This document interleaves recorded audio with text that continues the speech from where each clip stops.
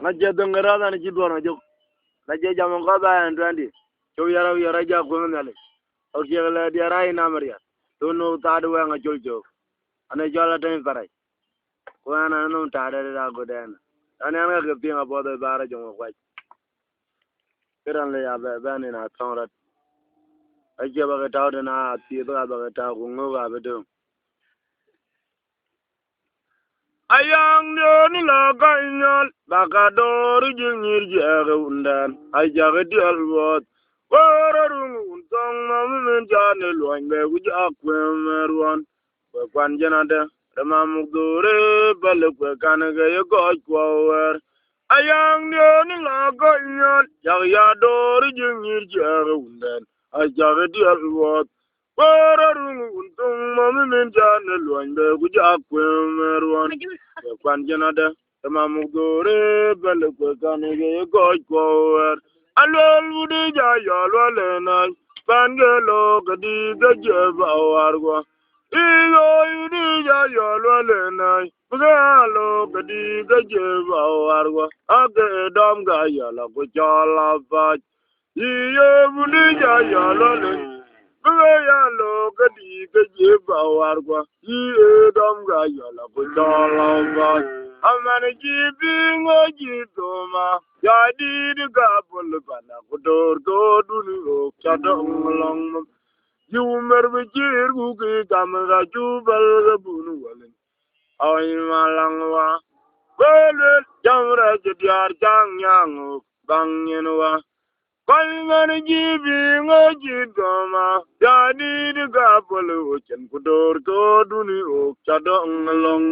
aja umer bijir buki gamgwa jubal bunu walen awan malangwa wele jamra jadiar jangyang bangyenwa ayang lian lawa kanyal bagandur jingir jaga undan kaman jaga dial bot wararung untung mami men janel wande kuja kwemerwan iyo yong nyan la kanyal bakador abangir jaga undan kaman jaga dial bot wararung untung mami men janel wande kuja kwemerwan ke kwanyana Rama mugdore balik bagan ke ye goj kwer alwel budi ja yalwal na bangelo gadi gajeb awarwa ji edam ga yala ko jala ba kaman jibi ngoji goma ade biai abol o jen kudur go duni o chado nglong mum yumer bijir gu ki gamra jubal rabun walen awan malangwa Wele jamra jadiar jabenyang bangyenwa Kalman jibi ngoji doma abebiayi abole ochen kudur koduni o chado ngakanyin Jau merbajir gugi gamza jubal gabunu walen Awan malangwa Wele jamra jadiar jangyang bangyenwa Iyo ulang nae ajo dog bangyana belai ajara ma gudala walene ka gudiyara mata angoldu in golon majowa tangan ajano ngajak ayro rirwan ajan yaman ajara ma gudan anyawalen ugaya bing nangra rajimane o gado galon makur Wero ga dog bangina belay Ajarama gudala walene ka gudiyaramatam Baba joy in golon majowa atongan Mun janwang ajak ayro rirwan ajan yaman Ajarama gudan manyawalen ugaya biing Nangra rajimene oga dog lon makura gwaj Aning walen jaranuk abenang ko edong niarumit Rio ulang dae ajo dog banginabel Ajarama gudala walen ka gudiyarama Baba in galan majowa tongan Benjanung ajak ayro rirwan ajan yaman Ajarama gudan manyawalen Ogaya bing Nong rara yimene o gato galon makura gwaj. Maning walan jarano wabena kos tang liarumit. Ana gurwaran wajo dogi boga. Ana gurwaran wajo irwan. Kaka wajo gwabya balo urama lungu walan. Maning walan jarano wabena kos tang liarumit. Jagorwaran wajo dogi boga. Anna gorbaran gwaje irwan. Kagya waje gwabya bala urama lungu walen. Aning walen jarano wabena kos tang yarumit.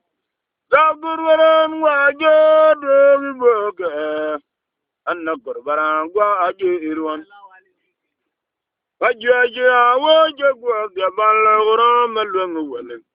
Maning walen jarano abada bena kos tang yarumit. Iyolun mamora woya landan gayandong nit. Kanya juram logalun malek. Utandong walin. Ajang madiar gujagan onto yang kagwang ranyay.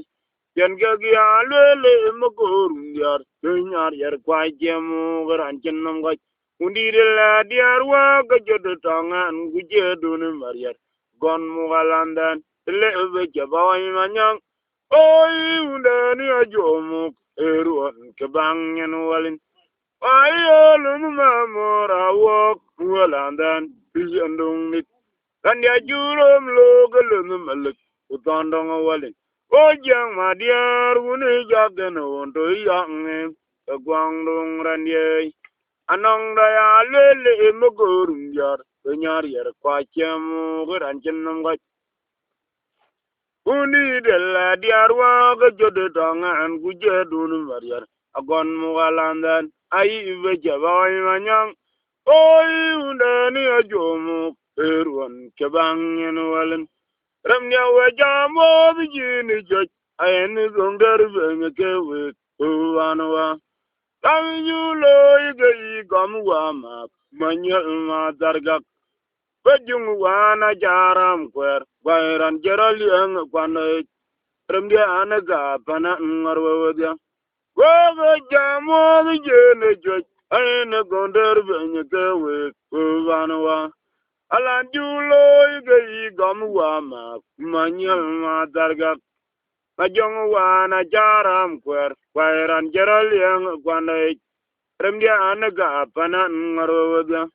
Waga jamo jene joj, ayene gonder benye kewe, kubanwa. Alanjulo ige gamwa ma, manya ma targak. Kajong wana jaram kwer, kwairan jaral yang kwandai. Remdia naga panan ngarodya. Remdia wajabo jene joj, ayene gonder benye kewe, kubanwa. Injulo ige gamwa ma, manyal ma dargas. Iyo jungwa na jaram kwer, kairan jaral yang kwanai. Kembya nega panan ngarodya. Wari ajo bananok ayya, nong na ya woy yang gamwa ma da mukti me koboto kamwar loiran ye. Undani amutonyerem, panang denglit. Atalata dia de yogudi de bangin alegire metono walen bau di rayang lel wari ajo wini walen ayya adigi ja woi rangu gamu wa ma da mudime kubuto kamwar loiran ye undani amudonyerem panang dengmi atalata dia de yogudi de bangin alegire metono walen bau di rayang lel Ayo jawini walun ayya nongna ya woya mugamu wa ma da motime egu yogu tokem war loiran ye wunda ni amudonyere wanong dengni adela to dedi yogu di ge bangin alagire metono walan bau di rayang lel angun jele ma je joy iye le were metono walan kango di rayang lel Angun jelle ma jebir agud anywa ma ji jwanye irwan ajelle be gal gongni ana ye ka ga untung rada yan duang yang mi mai kungam warok unda ni ga jidajer ajuang abya nyende Golden wo maji juanye iron chalwer galwang min Oye gar untung rada ya duang yang mi de kungam warok unda ni ga jidajer ajuang abya nyende Golden wo maji juanye iron chalwer galwang min ana ye gar untung rada ya duang kwane mi de mai kungam warok Awunda ni zamanin yajer ajwang adayinde awudin wa maji jonyeruan kelwer galwang min oye kaga wuntong radayan duango yang wadwa e kungan wargok awunda ni gajida jer kwa jwang adayinde awudin wa maji jonyeruan kelwer galwang min Aneran ye kaga untong rada yan duang kyang mi dumai kungam warga wo unda ni gajida jar ajwang abya nyene iyo udirire ariri tora tawe diadja anok abaga na dor lumi yara walen kulon gaga dang rema jonga mer ko jek dung wa naga na londe konyi jabat wo yam indung agwek La kauna nyal jor wadida ye guaira iyo batang mariar ulang naga vin baga joro benaran remawe donit yaro beja wol kaya jang majaram udim iyo dirire ariri tora tang wik dia jaganok o baga na dor lumi yaro walen kulon gaga dengit rema jong ame ko jek dung wa Ngake nang lunde konyi jabat Wayamu indung agwek Lakauna nyal jor wadida ye guaira iyo batang mariar Au gadin bode Chuguro benaran Remawa idonit Biaro beja wol Kaya jang majar mudim Iye lakauna nyal jor wadid ye guaira iyo batang mariar Ulang naga zin bode Chuguro benaran Tamai donit yaro veja wol kaya jang majar mugatim mayang kriya jiban venang nyo the gamtang agura gerwa bayar yo jamani yang ubir yo konya dangan we ya we jagamar je jang juba we remi malun ya ya walin ana jenga ibi gedeng jani adwen jawa godenwa ye undan nyira nywa Uraji bar makol rem guang tungwa ayaga do darian jagum achar kwa gura gerwa bayar yo jamani ye yang bir yo konya dangan we dia we jagamar ji jang ju baba we remi malan ya ya walen ana jenga bi geding jani adwen gawa gudenwa ye undan ngira nyadaga Undoro ji bar makol rem guang tungwa yaga doden ariane jaigo machar wagura gerwa lewe bayar yo jamani jong bir yo konya dangan wega jagmar je jong ju baba we remi malum ya ya walen ana jenga bi gedeng jani ya duen ga wagudenwa ye undan ngira nyadago Undoro ji bar makol rem guang tungwa yaga do din arian jago machar wagura gerwa echirga men tiogen wal to werwer bugure men chena rud wakor jame echirga gen ana ne jeleba be jamgale ana chinri hoj baden Don't go down a quay. Caliber will a chiri jarret. A beer ana being a Randoga being Jala Chirwa Jan Bay here. A Jelaban and Beguamato. Femina, a Chirgam and Piogan. Jala will never laga Tibra Bagaquenji. Manus young. Undiri go dung bor war yar manyang. Kaya dili kwane de leng bai. Wega ba ya yo ga je manyen ban kwere dia jama je duana. Rim diana konwa ga golnyal. Agle benjo kan go dit. Dori ga jida jar kwa ma ding. Unuma dung bor war yar manyang. Ane dili kwane de leng bai. Wega ba ya yo ga je manyen ban kwere dia jama je duana. Rim diana konwa ga golnyal. Agle benjo kan go dit. Dori ga jida jar kwa ma ding. Unuma dung bor war yar manyang. Ane dili kwane de leng bai. Wakawa ya yoga jemanya na bana gwere di ajama jege duana. Diana konwa ka kolonial. Ale banjo kan go dit. Jowri ga jida jar kwa wanyima dingit. Ya dit walen jawok dok. Jawonyi ya gora kway. Atada dang gandai. Wero nguguji jawa jam ga diwen. Ayoku doka makire. Ye ya jaban yan. Bauna jiru ne balik, bae agadi, o garu berir, panya gwena ak, aguna kon wala na bariya dong o chan karyana jaj, kachao jaji karyara mena ko kawe bajong walwa, atada dang gandai, panmurira nguguji jawa jam ngadiwen, o gato kamakere, ye ya jabanjan. Bauna jiru ne balik, bae agadi, o garu berir, panya gwena ak, aguna kon wala na bariya dong o chan karyana jaj, kachao jaji karyara mena ko kawe bajong walwa, adada dang gandai, ore rangu guji jawa jam ngadimen, una ne kamakere, ye jaban yan. Bauna jiru ne balik, bae agadi, odu uru berir, panya gwena ak, aguna kon wala na bariya dong o chan karyana jaj, yoga jawo jaji karyara mene, ayi wabjong walwa. Ayo na go jadi arwa e, ayi mamuar makwena ngang,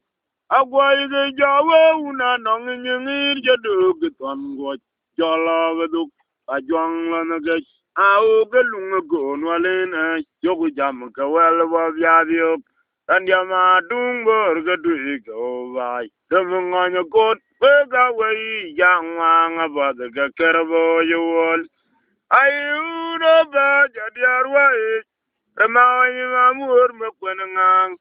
Agwai jawa una nong nyengir jadu ketan goj, jala beduk, ajwang lana gej, au gelung kon, walena, jogo jam kawel wabiadiok, kudun ma dungbor gedu go vai, remenganya kon, bega wai jang wang abad ke kerbo yewol. Ayuda ba jadi arwai, remawi mamur mekwenengang. Agwai ge jawe una nong nyingir jadu ketan goj, jala beduk, ajwang lana gej, aog lunga kon, walena, jogu jam kawel wabiadiok, kudun ma dungbor gane go vai, remunganya kon, wega wai jang wang apat ke kerbo jawol. Undana jaro jajode, baonye ya undana. Ramdiana nganya kon, wega wei janga ngapat, kekerabo jawol. Undana jaro jajode, benoni, undana uwan. Alo juda binyoy, ganyaran van way. Udara runjida bani balatin, talon jayawa.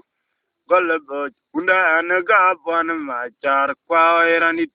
Warawa wega yale jam mbai ban loy ala jude binye ban yaran ban way puri runjide ban baladin talan yawa balabot unda ne ga ban machar kwa iranit warawa wega yale jam mbai ban loy ala jude binye don yeran ban way udarorun jide ban baladin talan yayawa golle boy unda anaga pon machar kwairanit warawa we ga yale dang membay ban loy kurzong majiga gwagi digi min joga tangaidon o buri ya gwalwin walen madiay yakulona la ogwa virgut urajon mariyariyak man janban anorani jaga jadu ban duwago talon yaro walin kidu nga nongla diar jaga to kulona ga kwany mading randye anoran ya du okoran lumpur portara banoj ayogu to ke gwangdu urtong majiga gwage bidi gimin joga tangoidon kurir ga gwalwin walen umadiay jakulana la ugwa bir urajon mariyariyak man janman anora ni jaga jadu bandu ago talon yarwalin kidu nga nongla dier jaga to kulon ga kwany mading randye anoran yadu okori analumpur portara banoj ayogu to ke gwangdu abadba ka ting remdiane uwan paye naran yadu okori analumpur portara banoj oga to ke gwangdu abadba ka ting remdiane uwan kajagare jigara jetangwe karba pong mampul aja bayran wani gala unda doi gerian je maturaga igodut bingwanwe yongya anato adalu wanda nekaran yamanik oga goy nong bai doge oge dari chaku loy bugari re undan kagwa gujagire tiara jedangwe pana babong mampul aja bayran wani gala unda doi gerian je maturaga igodut bingwanwe yongya anato adalu wanda nekaran yamanik oga goy nong bai doge oge dari chaku loy bugari re undan iga gwajagire iara jedangwe pana babong mampul aja bayran wani gala undan doger yanije maturaga igodut bingwanwe yongya anato adalu wanda nekaran yamanik oga goy nong bai doge oge dari chaku loy iyo gujo gene yawu ya bako egene diar kwa jeni yayo ba jaman luanyu amorale erem dia na bergut ba ongi nyal walen alo erem manya da ko kwa oi mayam aneran jeni ni go ba jadot we banwa wayo gujo gene yawu ya bako egene diar kwa jeni yayo ba jamon lonjo wa mortelem dia na bergut baungi manyal walen kalore manya da ko kwa oyamni aneran jeni ni go ba jadot we banwa alana undan ji yer num tolian ilona marogan iyo gujo gane uya bako egene diar kwa jeni yayo Dibaya jamani lonjo wa mortele erem dia na bergut baungi manyala walen kalo erem manya da ko kwa oi mayam aneron jenin igogo ba jadot we banwa alana unda anji yer num tolian ilono maroan aye kalo remanya da ko kwa oi mayam aneron jenin igogo ba jadot we banwa awunda ni wuji yer num tolian ilona marogan dam gure ngai maragon oroga dog machar kulona gam wayang kulona magwanya ka chungwo waralang ga guja gajaralo ige bangin tama mabunywa kan yarwa nongge bai manuk kon nguro ai be yo jada akunna me baban dam gure ngai marakon oroga dog machar kulona gam wayang kulona magwanya ka chungwo ajogur lango ga kuje ga jeraloy ka bangin kama mabunywa kan yarwa nongi je bai manu kan nguro ai ben buka dai akunna mababan dam tangure ngai mara kon waro ga do machar kulon gam wayang men kanu na kwanya ka jungwo burlango ga kuje ga jeraloy ka bangin kama mabunywa kan yarwa nongi je bai manu Guru ai ben ngon wo ja dai akun mam bawan rem dia na jolum wayang rem dia jigun jolu na go len dia o ga ga ne ge bia ye bai go tai rem dia na ma char ne gwa ran ma du ge dia na go pala yo dau na yon ara ton yen ye gan le ge jendu Uriana rote yonga dodo Ramdiana jolum wayang Ramdian yugini unya lew Na gogo lendia Oga gani gebia ye bai Guta irim nien Machar nigwa Karan ma dugidiana gwa Wala yo tauna yon Unara ton yen ye gang lew gejendung Uriana rote yonga dodo Ramdiana jolum wayang Ramdian yugini unya lew Na golnya Baye jobia ye bandai Bukta irim nien machar Nigwa Arya jeye gediana gwa Walayo tauna yon Unara ton yen ye gang lew gejendu Riana rotie yonga the dogo Oga gedan jalew Kebangin Waye unara ton yen ye gang lew gejendu Riana rotie yonga the dogo Oga gedan jalew Kebangin Ajaga bogatin ngubaburgan Anyagum Panara jiga juaram diantog Karabache Bakang lew Warwa kwa jijan ba jariram naranyido Pan guja dairem dian manyalwa Guang tung ma dolirai Agarana leka bai Panyarana biang jaj Baye bogatin ngubaburgan Anajagum Panara jiga juaram diantog Karabache Abakang lew Warwa kwa jijan ba jariram naranyido Gogare rire mi manyalwa Guang tung ma dolirai Gowira na leka bai Panjara na biang jaj Baye bogatin ngubaburgar Anachegum Panara jiga juaram diantog Karaboch Abakang lew Warwa kwa jijan ba jariram naranyido Gogare rem dian manyalwa Guang tung ma dolirai Gowira na leka bai Panjara na biang jaj Baye bogatin ngubaburgar Anachegum Panara jiga juaram diantog Karaboch Abakang lew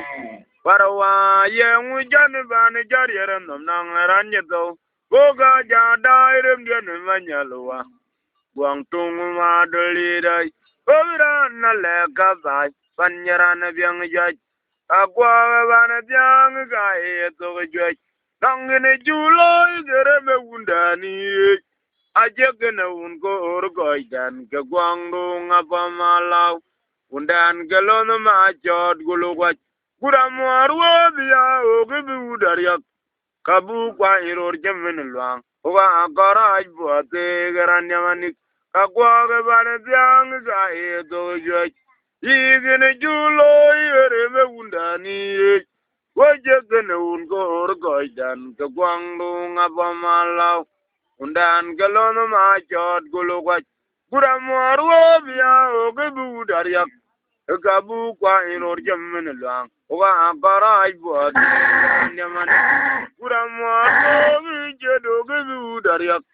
Kabu kwa iror jemin luang Uwa akaraj buate geran yamanik Agwa bana biang gae to jaj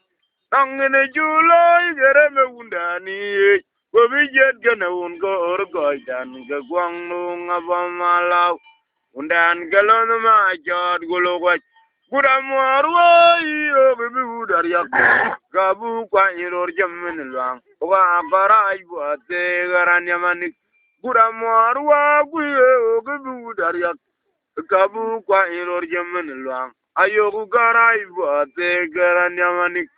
Alu yo kayang I jolly with a kind of Badudo Gakarai bot. The Kamara Lodge, Guan Jaro, and Galon Mamor, your young Verna knowing young it, a Jamatung Mamuot, a good guy by young Nangaman. Alu yo kayang then, who had delivered a kind of Badudo Gakarai bot. Kamara Lodge, one more we jaruk, Unda Kelon Mamor, Jerry Gana knowing younger, a Jama Dong Mamuot, a good guy by young Nangaman. Ali go guy young nan, where delivered a kind of can we do the Kakarai bot. Kamara Lodge, one more we jaruk, Undan Kelon Mamor, Jerry Gana knowing younger. Jama dung mamu wote a good gare vai young nan ngamain o jong walin we ga jandung nit undi dire manang nide yang ngaro ga janaga mgabana tiarum ni anjato wote de nyara kunum terma god bo chamar lo wagiro dul vario badandan upam niat galona mayan maju walen barjating Boya tuaj peri ma oidon kebangin yektung madin lav diaranok undi de walwa jire ma yamadin iyo ujung walan wa ka jendung nit undi de manong ni de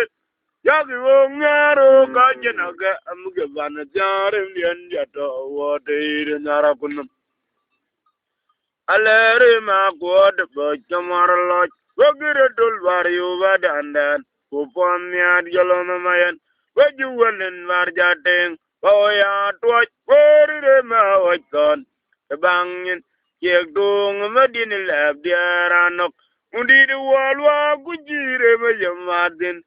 paye magire dul vario vadandan, upon yad yalona mayan, waju walen varjating, boya tuaj, wari ma wajton, bangin cekung medin lebiaranok undi walwa gujire me jamatin akajirim ni jago jarer awil la lel jura jugatel lam yarwa kamen yag kaiziat aja kaizadu ga ke okot bangin wa janeran pialle wara chewo nyai oh du jot golana jer Ari jago jarera bajuro villa jir baju jatiel lam yarwa gamen yagajat sigajat duegage okchot banginwa joneran tialio aracheo nyai o budi jot golana jer Ari jago jarera baju villa lul juraju jatiel lam yarwa gamen yagajat Ajago aja duwe gagi yokchot bangyenwa Joneran tialio arajeo nyai O budi jot golana jer Ari jago jarera bach Awila lue gwaju kejel Lami yarwa kamena kaiziat Ajago aja duwe gagi yokchot bangyenwa Joneran tialio arajeo nyai Yangana nung dolby, can get you. Yangana nung dolby, can get you. Keremukun where by a wig. I can't go again. I tell you, career dorai. Talan the marrow. Chidung madid, young John Bani Jarir and the Kakayo joke. And in Diablo go a kayo, Ramunua, Yatobinum, but do lyric with bowing him. The moral lodge. Oh, my dear, young at the tongue of a nugget. Young and unknown to all of I can get you. Not an unknown to all of it, kan ga dia jo karam ko no wer ba ye wege ajan gwa ju ge na aja yo karere dora tolon maro ti du ma di de akwa ju jo ne ba karere nam ka kayo jo tanen dia be dar gu akayo remu wunwa da to binam wedu le ri kwet ba ong de mo lo o ma ding yang ga to tang ba ma ge yang na nong do le bai kan ge dia jo dara na nong do le wi kan ge dia jo kerem ko nu wer ba yo we ge ajan gwa je ge na ja yo gar yer do rai tolon maro je tu ma di de yung jan ban charere nam ka kayo jo tani dia bedar gu akayo wa ya to binam weduleri kweda ong kemar loye wa wa mading yang ga tang ba ma ga yo jidu ngadi de wa jan ban charere nam ka kayo jo tani dia bedar gu akayo wa ya to binam weduleri kweda ong di muar loj oi mading biang to tang ba ma ge doi ye do ya undani ei wai ei kaning gida jere ronde ne ke bang klela ju de kelam yar ina je kun lo ya u jong walen ku ye gida ka bura ye ban kelam mo we ko dai gena je ba da kam den gelana kur wai ei kaning gida jere ronde ne ke bang kelela jo de kelam yar we ga je kun lo ya u jong walen ai gida ka bura je ban kelam mo we ko dai gena je ba da kam den gelana kur ai kaning gida jere ronde ne ke bang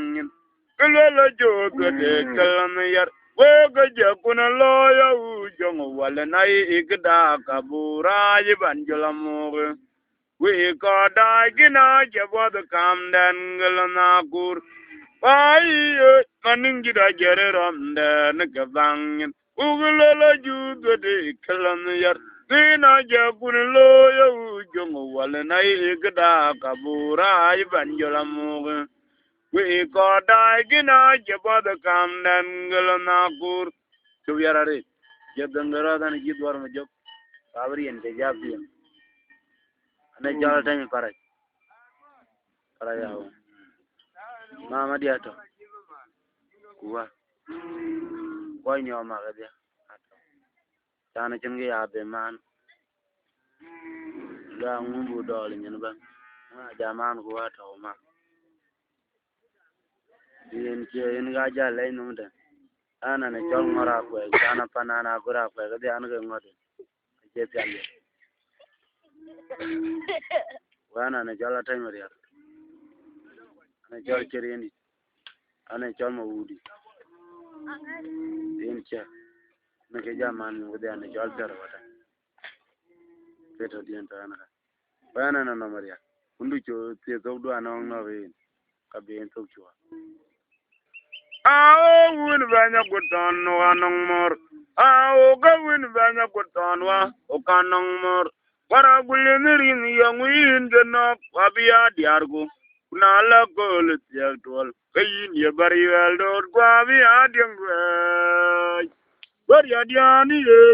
dunadi galge galgi agalgate bari adiani nangin wongala godwana ibi atiang moj bari wel matung yadiane wobi na kwanju gagana unmi gajalonywe ao gawin banya guton wa nangmur ao gawin banya guton wa okanangmur wara gulemirin yengwin gano kwabi adiargu nala kole tiagdwal kayin ye bari wel dot kwabi adiangwe wari adiani ye unadi ye diange yan ya dian ngate pariya diani nongin wongala kudwano ibi atiang moj bariwel matung ya diani wobi gina kwanju gagana unmi gajalanywe tungla gam ya diani jamia tung la ga mare dia ni chami a ayang yen mar ko ji ni be chol ga jin chi ma tung ya dia ni uni nong yan men zain bien ga ware pa jen ma de ni ya do ji jen nge ya ni chal mar ya re wedding lo na go ga bi ge de ni to ba ni ja jo tung ma dia ni atung yar bu la wer yar ma dia nu na jang ban ban gara vet wa ye ding wal na tan ma tung ni dia ni nom man ma jung lwel kwa ga tung paraji ya jan ye Madiani go yiri ngayanu udyanyi jewjara Rungla go miriadiani jami a